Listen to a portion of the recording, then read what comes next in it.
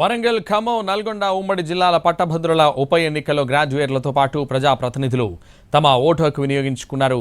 తమ నియోజకవర్గాల పరిధిలో ఓటేశారు. కాంగ్రెస్ ఎమ్మెల్యేలు కడియం శ్రీహరి, యశస్విని రెడ్డి, పల్లా రాజేశ్వర్ రెడ్డి, సత్తుపల్లి ఎమ్మెల్యే మట్టా రాగమయ్యి ఓటు హక్కును వినియోగించుకున్నారు.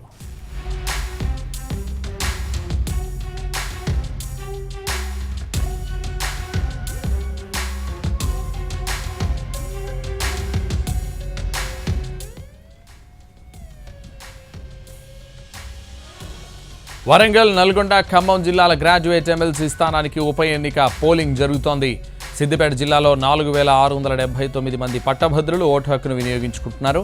చేర్యాల, కుమరవెల్లి, ధూల్మిట్ట, మద్దూరు మండలాల్లో పోలింగ్ ప్రశాంతంగా సాగుతోంది. చేర్యాలలో ఓటు వేసేందుకు పట్టభద్రులు బారులు తీరారు. మరిన్ని వివరాలు మా ప్రతినిధి శ్రీనివాస్ అందిస్తారు.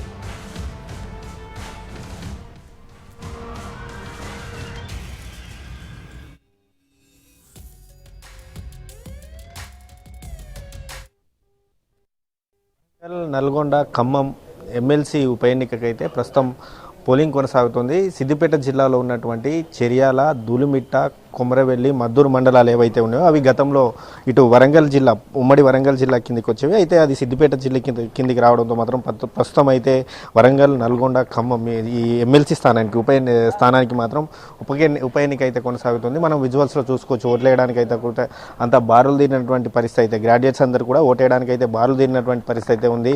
మనం విజువల్స్లో చూసుకోవచ్చు. ఇక్కడ వేసవి కాలం కావడంతో మాత్రం ఇటు ప్రత్యేకంగా వైద్య శిబిరం కూడా ఏర్పాటు చేసినటువంటి పరిస్థితి కనిపిస్తుంది. అదేవిధంగా వేసవి దృష్ట్యా ప్రత్యేక ఏర్పాట్లు కూడా చేశారు. గతంలో ఈ ఎమ్మెల్సీ స్థానానికి పల్లా రాజేశ్వర్ రెడ్డి ఇక్కడ నుంచి ఎమ్మెల్సీగా పోటీ చేసి గెలవడం జరిగింది. గెలిచిన తర్వాత ఇటీవల జరిగినటువంటి అసెంబ్లీ ఎన్నికల్లో ఆయన ఎమ్మెల్యేగా పోటీ చేసి గెలవడంతో ఆయన ఎమ్మెల్సీ స్థానానికి రాజీనామా చేశారు. రాజీనామా చేసిన తర్వాత తిరిగి ఎమ్మెల్సీ స్థానానికి అయితే ఉప ఎన్నికనైతే నిర్వహిస్తున్నారు.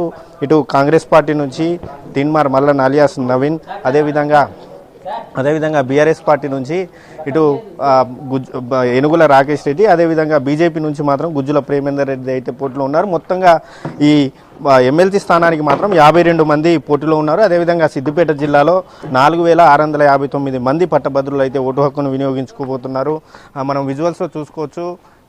సిద్దిపేట జిల్లా కలెక్టర్ అయితే ప్రస్తుతం అయితే పోలింగ్ సర్లీని కూడా పరిశీలించడానికి అయితే వస్తున్నారు. కాసేపటి క్రితమే అతను పోలింగ్ కేంద్రాలను కూడా పరిశీలిస్తున్నారు.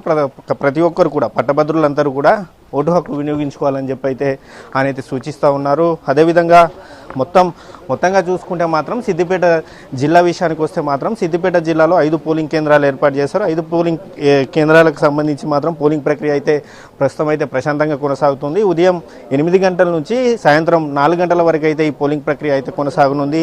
అదేవిధంగా ఈ మొత్తంగా చూసుకుంటే మాత్రం పోలింగ్ అనేది మాత్రం ప్రశాంతంగా కొనసాగుతుంది. ఇటు ఓటేయడానికి మాత్రం జనం అంటే ఈ పట్టభద్రులు మాత్రం బారులు తీరారు. సాయంత్రం 4 గంటల వరకు ఇటు క్యూ లైన్లలో ఉన్నవారికి అంటే పోలింగ్ కేంద్రంలో ఉన్నవారికి ఒకవేళ 4 దాటినా కూడా ఓటు వేసే అవకాశాన్ని అయితే ఎన్నికల అధికారులు అయితే కల్పించనున్నారు. కెమెరామ్యాన్ రమేష్తో శ్రీనివాస్, ఎన్టీవీ, సిద్దిపేట జిల్లా.